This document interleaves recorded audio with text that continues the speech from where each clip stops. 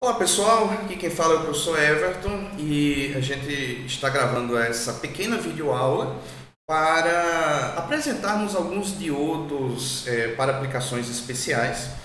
Esses diodos eles têm características um pouco distintas dos diodos que a gente estudou na disciplina de eletrônica aplicada em engenharia da computação, que foram os diodos retificador e o diodo Zener. Tá? E aí a gente vai conhecer mais alguns para que a gente possa aumentar o nosso leque de conhecimento de componentes eletrônicos e que podem ser empregados aí em uma gama maior de possíveis aplicações. Tá? Lembrando que a gente continua baseando o nosso material no material do professor Rui Altafim, tá? Que é também um professor de eletrônica da UFPB. E o primeiro tipo de diodo que a gente queria apresentar nessa videoaula é o diodo de Schottky. Agora, para que a gente entenda a aplicação desse diodo, é necessário que a gente relembre uma característica de diodos convencionais, como um diodo retificador de silício comum.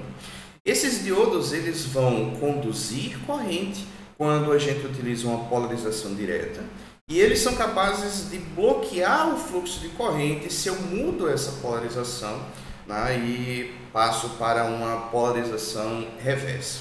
Lembrando que essa corrente que é bloqueada não é que não exista nenhuma corrente atravessando o diodo, existe ainda uma corrente de fuga, mas essa é uma corrente muito pequena e que tende a não ser um problema para uma vasta gama de aplicações no mundo da eletrônica. Agora, com o diodo diretamente polarizado, por que existe a condução?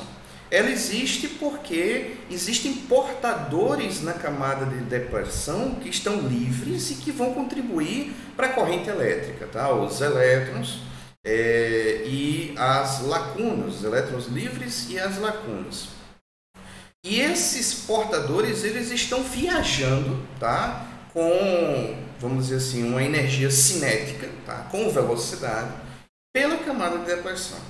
Se repentinamente a gente muda a polarização desse diodo, e pensem aí quando a gente está fazendo retificação de sinal, por exemplo. Então, existe uma corrente alternada que está por trás desse diodo. Então, o diodo ele vai conduzir quando essa corrente polarizar ele reversamente. E quando houver uma mudança de polarização dessa corrente, porque ela é alternada, ela vai fazer isso ciclicamente, então esse diodo passa a ficar polarizado reversamente e deixa de conduzir. A questão é que quando a gente inverte essa polarização, a gente vai ter que parar, né? Vai ter que frear, vamos dizer assim, muito popularmente falando, esse fluxo de portadores que existe na camada de depressão, e isso leva um tempo bem pequeno, mas um tempo que existe, tá? E esse tempo é o que a gente chama de tempo de recuperação reversa, ou seja, quando a polarização é alterada, ainda existe um pequeno fluxo de corrente que vai passar a ser reversa, porque a gente trocou a polarização, mas que ela vai existir até que a gente finalmente consiga, vamos dizer assim, parar esses portadores que estão viajando na camada de depressão. Então, graficamente, a gente tem algo como está ilustrado aqui na figura. Aqui eu estou usando a polarização direta, então eu tenho uma determinada quantidade de corrente, tá, que está atravessando o diodo. E de repente, tá, aqui nesse ponto eu mudei a polarização do diodo. Então o que acontece é que isso não vai simplesmente passar para zero bonitinho como a gente viu em alguns modelos, mas a gente vai ter ainda uma existência muito efêmera, muito breve de uma corrente de fuga até que eu consiga cessar quase que por completo esse fluxo de corrente que vai estar atravessando o diodo. Tá? Então isso é um fenômeno que existe e é um fenômeno que quando a gente está trabalhando com frequências baixas, ele tende a não ser um problema, tá? Porque a mudança do sentido da corrente, tá? No sinal alternado, ela está abaixo do tempo que o diodo precisa para cortar completamente essa corrente, né? E fica somente com uma corrente de fuga.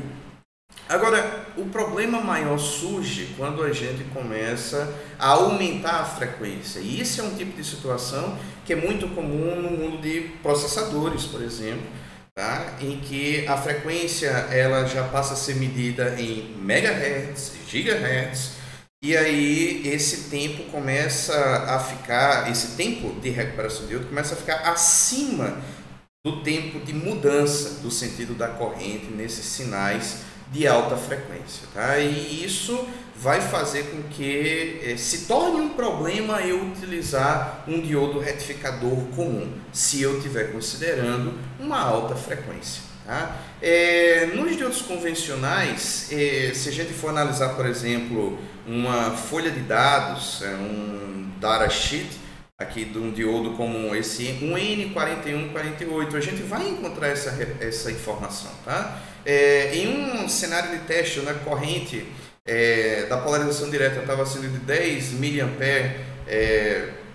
a tensão reversa 6 volts e uma corrente reversa de 1 mA, com um resistor de carga de 100 ohms, isso foi constatado que seria necessário 4 nanosegundos para que eu cessasse, vamos dizer assim, o fluxo de corrente, tá? 4 nanosegundos parece pouco tempo, mas em sinais de alta frequência, esses 4 nanosegundos eles podem realmente atrapalhar. E a gente vai demonstrar isso numa figura nos próximos slides, o que é que acontece, por exemplo, se a gente vê esse sinal retificado em um osciloscópio, por exemplo, né? Qual é o problema?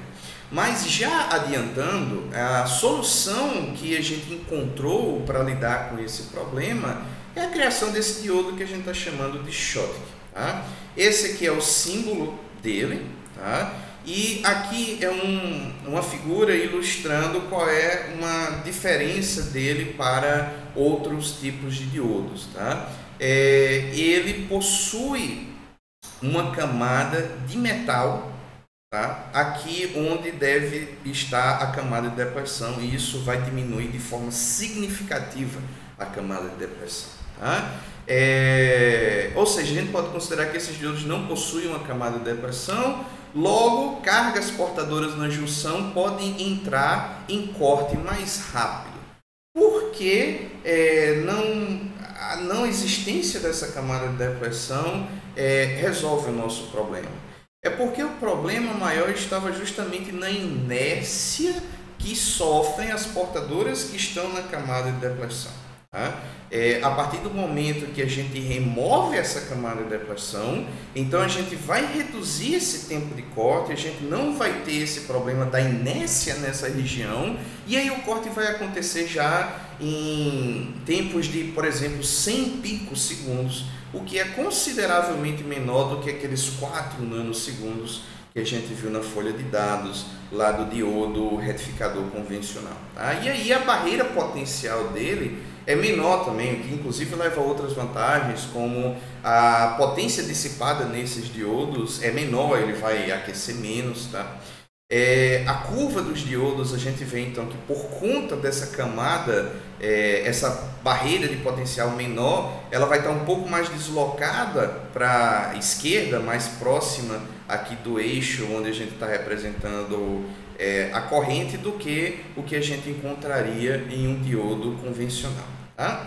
E aqui é aquela figura que eu falei agora há pouco na aula. Em um diodo convencional, se a gente utiliza um sinal de alta frequência e o diodo é de silício, não é um diodo Schottky, então a gente vai começar a observar uma espécie de cauda aqui no que deveria ser um meio retificador, tá? Um retificador de meia onda aqui. Então, o que vai acontecer é que na hora que a gente espera que mudou a polarização e a gente não vai observar mais o sinal aqui no sentido reverso, o fato é que a gente ainda vai ver uma espécie de uma cauda que é o tempo que o diodo ele está gastando para poder, vamos dizer assim, reduzir a velocidade na camada, dos portadores na camada de depressão para poder anular essa corrente reversa aqui. E isso é um problema, porque o teu sinal ele ganha uma deformação. Não é esse o efeito que a gente deseja quando a gente está utilizando um processo de retificação. Agora, esse mesmo sinal, vamos supor que ele está sendo medido aqui na casa dos 300 MHz, tá? A partir do momento que eu troco esse diodo por um diodo Schottky, então eu não tenho mais esse efeito, a minha retificação ela vai acontecer de uma forma mais próxima daquilo que eu realmente quero fazer. Agora, o diodo Schottky ele possui algumas desvantagens, tá? E isso é o que justifica, por exemplo, a gente não simplesmente se livrar dos diodos convencionais de diodo e simplesmente sair colocando o diodo Schottky em tudo, tá? Ele tem uma tensão reversa menor que 50 volts, certo? Então, isso é diferente dos diodos convencionais, cuja tensão reversa ela é maior do que essa. Ele vai ter uma maior corrente reversa de fuga, e isso pode ser um problema para aplicações que são sensíveis a esse tipo de corrente, mesmo que essa corrente esteja na casa aí dos microamperes. Isso pode ser um problema para certos tipos de aplicações. Esse problema a gente vai ter ele em menor intensidade quando a gente utiliza diodos retificadores convencionais. E o aumento da corrente de fuga com a temperatura pode levar a uma instabilidade térmica, tá? Porque esse aumento da corrente de fuga também aumenta a temperatura do diodo, e isso pode ter consequências dependendo do tipo de aplicação que você está operando, tá? Ok, então indo adiante, além do diodo de Schottky, a gente também tem um componente que é chamado de varactor. E existem outros termos que são empregados para esse componente, como capacitância variável com a tensão, varicap, epicap, diodo de sintonia. Todos esses caras, esses termos, eles estão dizendo respeito ao mesmo componente, tá? Como é que funciona? Qual a ideia por trás desse componente? Primeiro que ele é um diodo, e um diodo ele pode ser enxergado como um capacitor, tá? Por quê? Porque a junção PN ela pode ser encarada como um dielétrico separado por placas, tá? Que é essencialmente o que constitui um capacitor. Então, quando a gente, por exemplo, polariza esse diodo reversamente, essa camada de depressão ela cresce com o aumento da tensão reversa. Tendo cuidado de que eu não possa aumentar indefinidamente essa tensão, do contrário eu vou provocar a ruptura desse diodo. Mas essa camada ela cresce, e com isso eu estou meio que crescendo o dielétrico desse meu capacitor. Se eu estou enxergando isso aqui como um capacitor, tá? Essa área desse dielétrico, e aí a capacitância ela fica menor. Então, daí a gente pode começar a vislumbrar uma aplicação que pode ser muito interessante para sistemas eletrônicos, que é eu utilizar um capacitor que vai funcionar como um capacitor variável. Porém, ao invés de eu fazer com que essa variação da capacitância ocorra devido a uma ação mecânica, tá certo? Por exemplo, eu estar girando um botão lá para aumentar ou diminuir essa capacitância, eu posso fazer com que essa capacitância seja alterada com variações de tensões. Então, eu posso controlar esse capacitor variável de forma puramente eletrônica. E isso pode ser bastante interessante. Se você, por exemplo, souber que você pode usar um capacitor variável para poder sintonizar canais em sistemas de TV, rádio, tá? Em circuitos ressonantes, então você pode fazer esse mesmo processo, mas sem a parte mecânica da sintonia, sem aquele botão que a gente gira dos sistemas mais antigos. Agora eu consigo fazer isso de forma eletrônica, e com isso eu modernizo os sistemas, tá?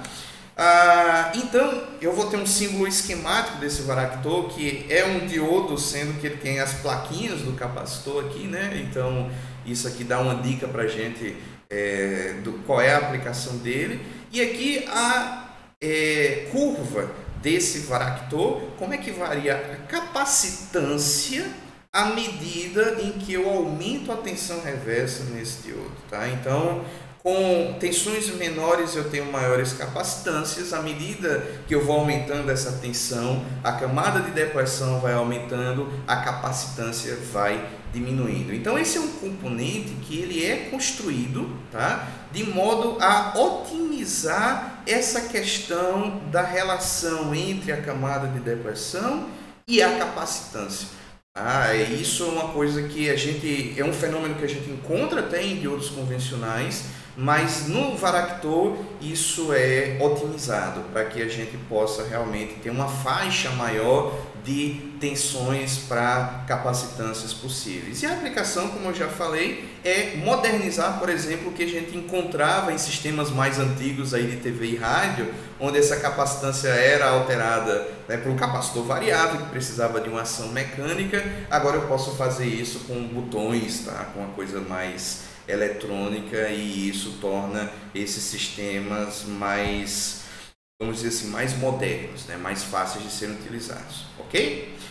Então, pessoal, era isso que a gente tinha para conversar nessa aula, nessa videoaula, e a gente espera que vocês prossigam com os estudos de vocês, e em caso de dúvidas, não hesitem em me procurar, e pode ser por mensagem, pode ser pela seção de comentário do YouTube. Eu vou estar de olho aí tentando responder as perguntas de vocês, ok? Até a próxima, tchau, tchau.